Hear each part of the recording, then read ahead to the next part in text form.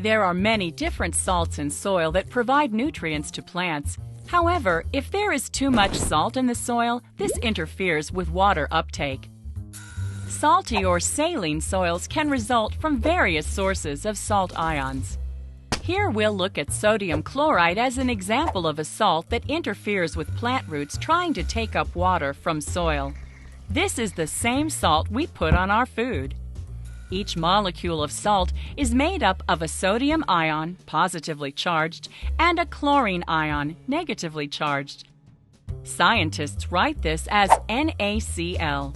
Water is made up of the elements hydrogen, H, and oxygen, O, 2 atoms of hydrogen and 1 atom of oxygen, H2O. Water is a polar molecule, positive on one side and negative on the other. Salt is the same way. Due to the polar properties of salt and water, they bind together, one molecule of salt binding many molecules of water. Let's see what happens when water gets close to a salt molecule. When salt comes into contact with water, as in soil, salt's negatively charged ions, such as chloride, attract water's positively charged hydrogen. Meanwhile, salt's positively charged side attracts water's negatively charged oxygen. So, how do saline soils affect plants?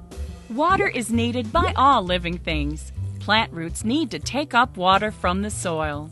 When there is a lot of salt in soil, much of the water will be bound by salt.